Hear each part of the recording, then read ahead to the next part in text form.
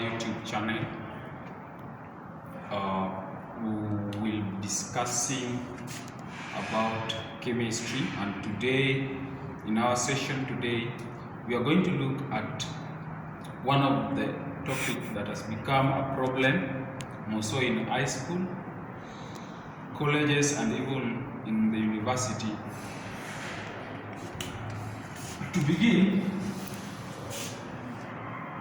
we will look at the structure of the atom.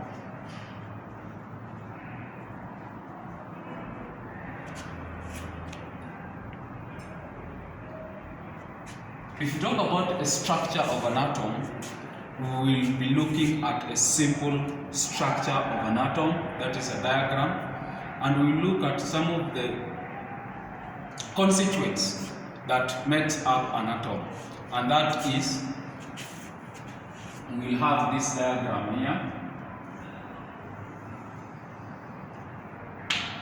where we have a bigger circle and a small center circle. The small center circle simply means constitute the nucleus. So the inner circle is called the nucleus, and the region between the inner circle and the outer circumference of the bigger circle is called region, occupied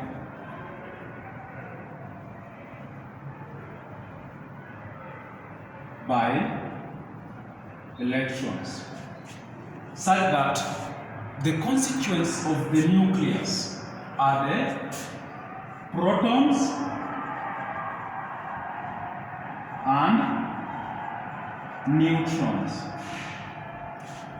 Protons plus neutrons, sorry.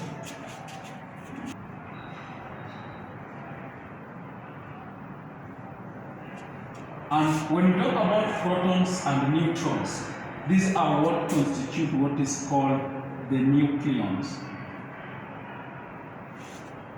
The nucleons. So when you talk about the constituents of the nucleus, from the word nucleus, they are therefore known as nucleons. So we are talking about protons and neutrons, hence nucleons. Such that when we now discuss the subatomic particles bit by bit, we are going to look at protons, and then second we are going to look at neutrons, and then after that you will realize that because of protons and neutrons we get what is called mass number. After that we will look at what mass number brings about around the relative atomic mass, such that when we talk about protons, we are going to look at some of the properties of protons. First, in the simple structure of an atom, protons are found in the nucleus. They are found. Where are they found? Are found in the nucleus. In the nucleus of an atom. And then, secondly, they are positively charged subatomic particles. Positively charged subatomic particles.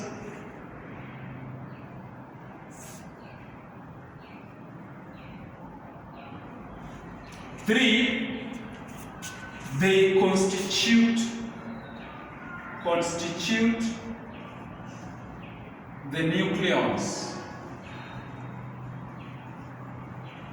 Remember where I was talking about, they are found in the nucleus, therefore they constitute the nucleons. Another property, they have a scalar quantity. They have a scalar quantity, and that implies that they constitute the mass of an atom. Number 5 is that, which is very important for the case of a proton, is that they define the property of an atom. They define the property of an atom. And these normally include the physical property and chemical property. And to elaborate a bit on that, you will realize that protons in the nucleus are the one referred to as atomic number. And it is because of atomic number that we can write the electronic configuration. From the electronic configuration is where you can determine the size of an atom by simply looking at the atomic radius. It is from the electronic configuration that you will know whether an element loses or gains electrons. And that will explain the reactivity of an element, thus defining the chemical property. So here we are talking about both physical and chemical properties of an element. Remember, protons, they are fixed in their nucleus. We don't normally lose protons, neither do we gain protons, but we lose or gain electrons, and that we'll see when we comes to electrons. Let's look at the nucleus. Let's look at Second, let's look at the neutrons. And we will highlight some of the properties of the neutrons. One, where are they found? They are found in the nuclear still of an atom. Do they have a charge? No. They have no charge.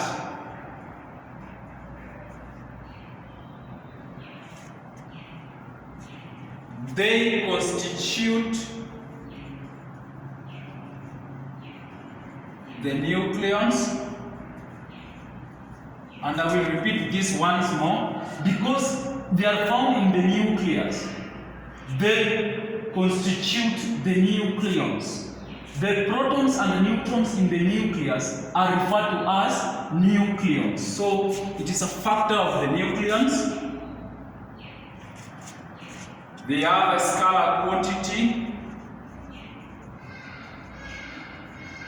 that is defining the mass of an atom. Remember, if you talk about a scalar quantity mass, the mass of an atom is due to protons and neutrons. The number of protons and the number of neutrons constitute the mass of an atom. And you will realize that electrons, the mass of electrons in an atom are negligible. It means they have no effect while looking at the mass of an atom. Another thing is that their number in an atom is referred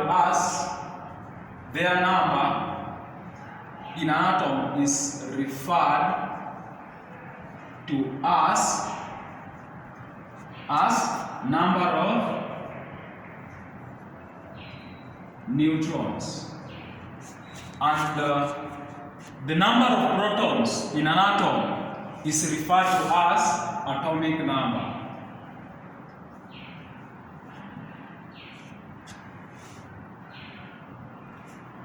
So, if you talk about atomic number and number of neutrons, this will bring us to another subtopic known as mass number.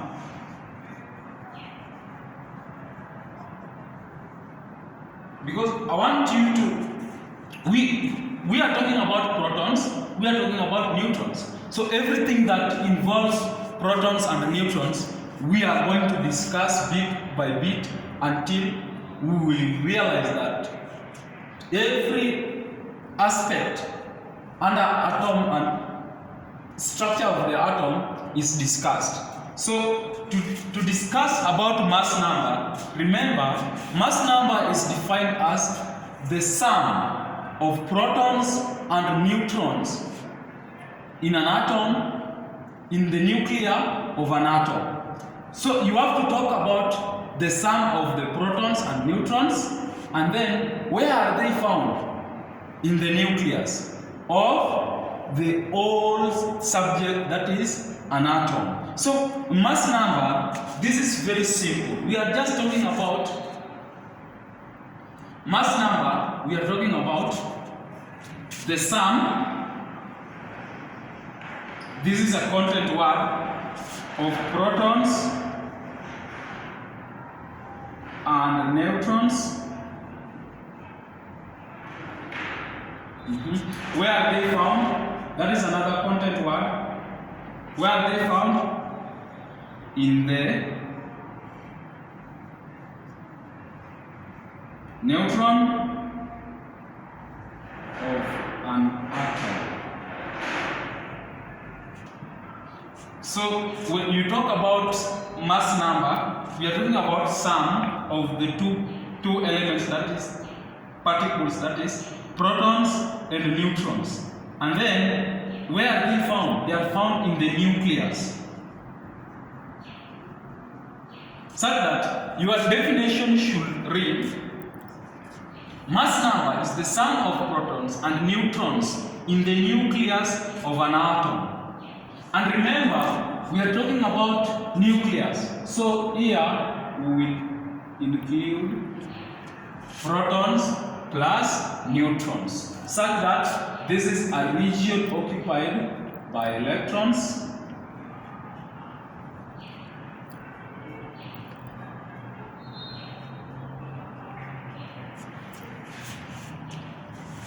So I think that is well defined. And then besides mass number, we are talking about atomic number, such that atomic number is now defined as simply the number of protons. But where are the protons found? In the nucleus of an atom. Very simple. So content words, they are the number of protons. Where are they found? In the nucleus. In the nucleus of an atom.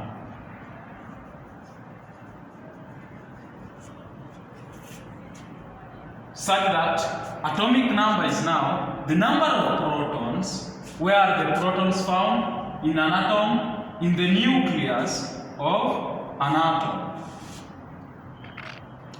Such that when we have mass number and atomic number, that can be represented for any element. Each element has mass number and atomic number. It's because they have protons and they have neutrons in their nuclei. So when you talk about an atom, in each and every atom, you will find protons and neutrons. But now, mass number constitutes protons and neutrons, whereas atomic number constitutes the number of protons. So whatever is missing in the atomic number is the number of neutrons, such that mass number and atomic number for a given element or an atom can be represented. How do we represent protons and neutrons of an element, of the same element,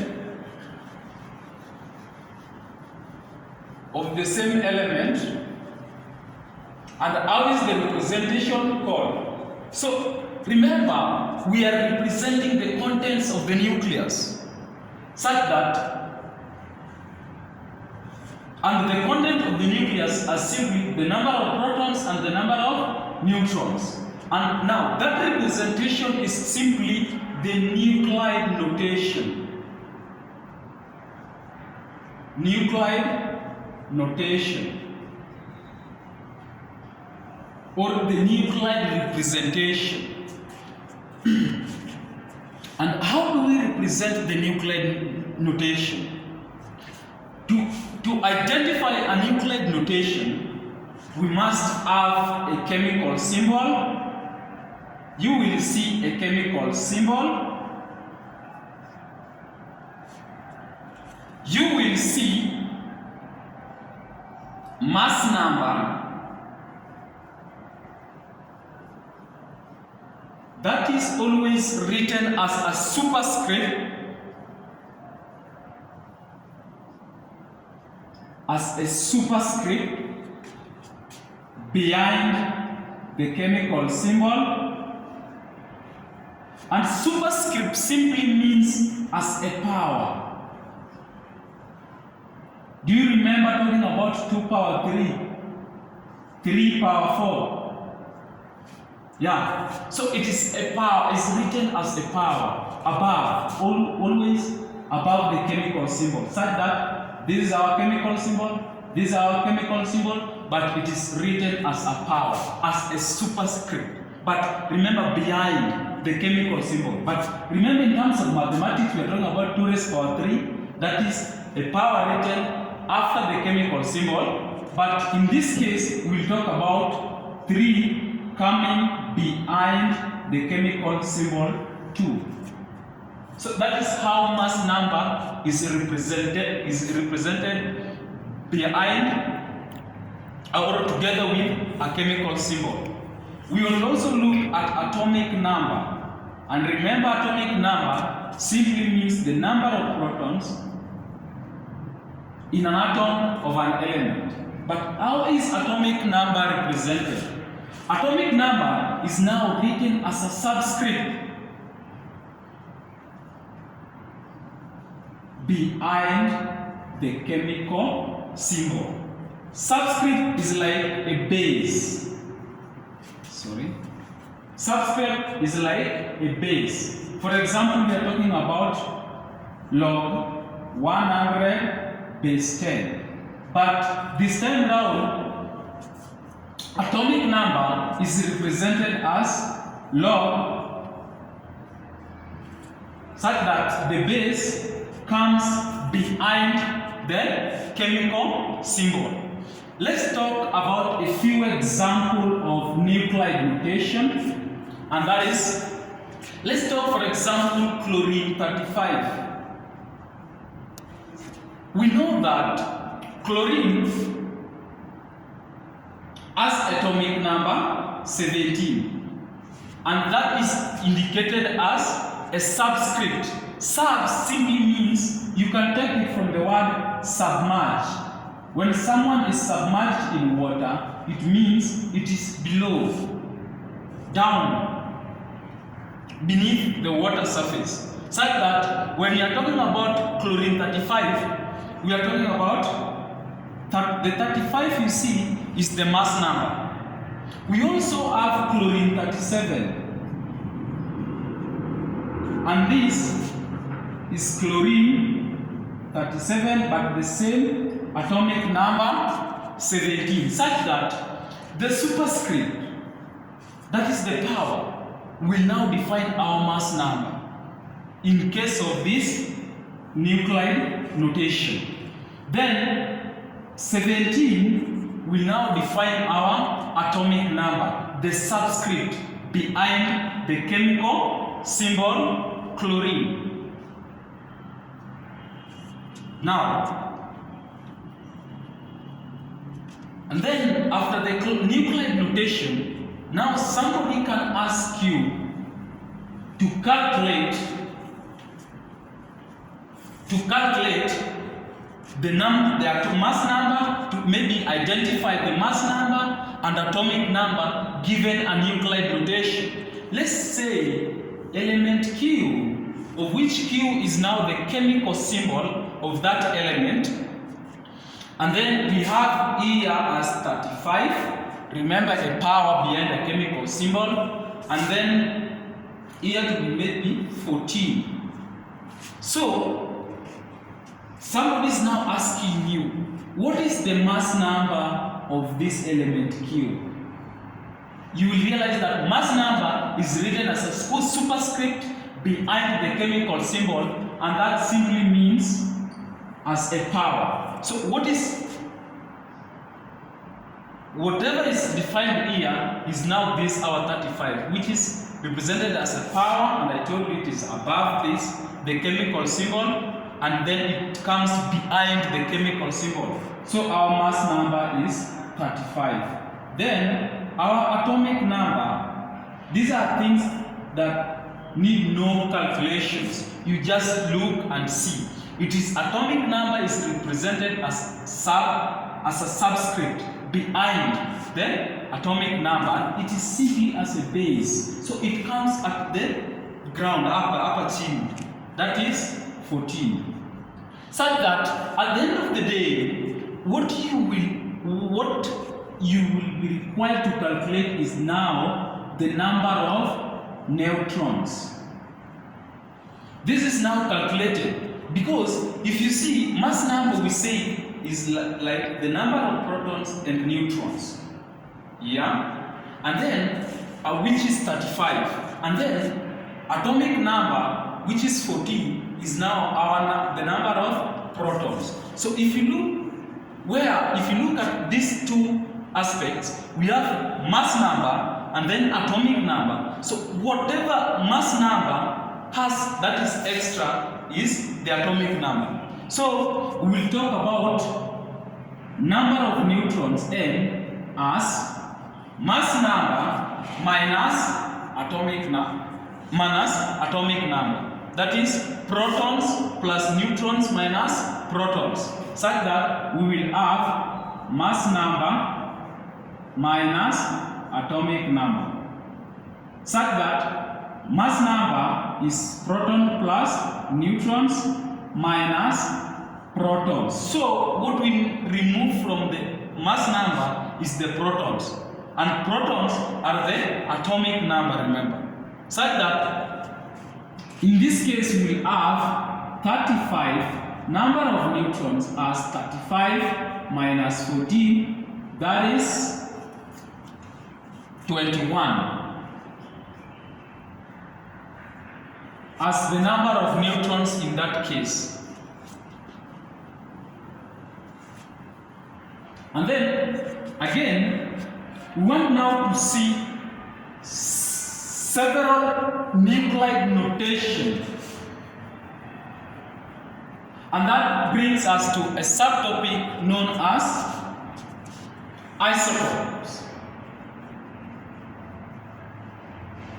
Isotopes, if you ask me, they are just atoms of the same element.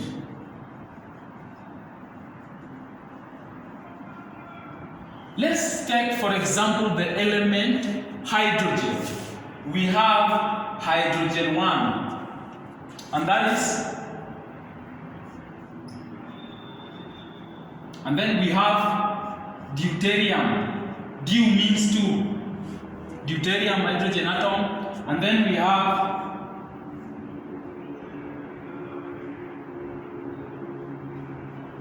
so such that you hear that we are simply representing the same element, hydrogen atom.